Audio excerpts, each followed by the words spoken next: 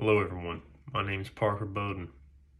I'm a former active duty military member, now Durham Tech student and reservist.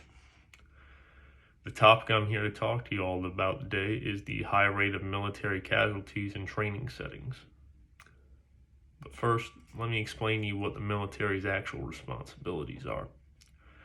The military's responsibility to maintain a high rate of readiness for the defense of America and its international allies in NATO.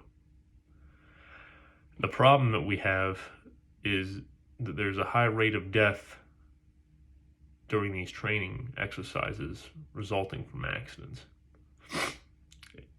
And per McDowell 2019, over the past year, 4 times the number of troops have been killed in training rather than combat. And this even extends way down the recruit training, where Eckhart 2004 noted where certain issues that go undiscovered can cause fatal cardiac issues in our young men and women during recruit training. And this issue isn't just a U.S. problem.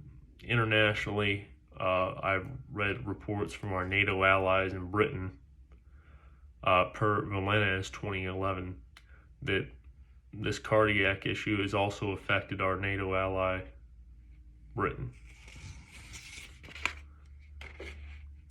The issue isn't only with unknown medical issues, but within our own operating forces. Vehicular crashes and other instances where terrain is unsafe or overzealous instructors negligently treat those under their charge all have negative impacts on our mission readiness and, more importantly, our troop morale.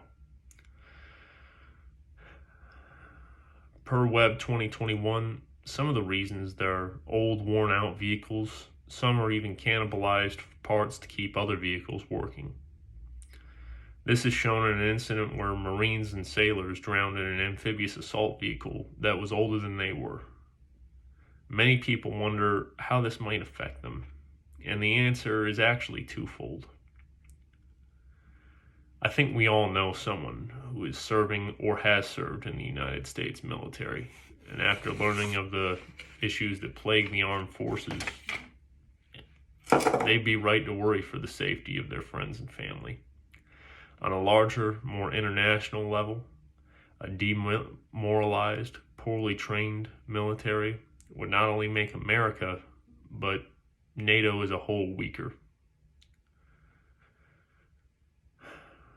This could also lead to a possible international or domestic incident due to our lack of readiness and morale. This problem isn't new.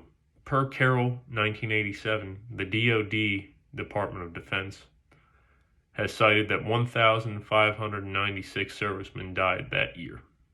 And over the years, though the numbers might have changed here and there, the problem remains the same. Old equipment, unrealistic timelines, lack of accountability for officers and NCO trainers. All this is detrimental to our armed forces, and if we don't effect real change soon, it's possible that it affects our readiness and causes real detriment to our national standing. Though I do propose a solution. My proposed solution is a simple one. We need to effect minor but important changes that will be implemented throughout the military, and hopefully our NATO allies would copy. Firstly, I'd like to implement medical changes within the recruit screening process, a more intricate, in-depth medical screening to screen for any possible heart issues. I think would help a lot during the training operations for recruit training.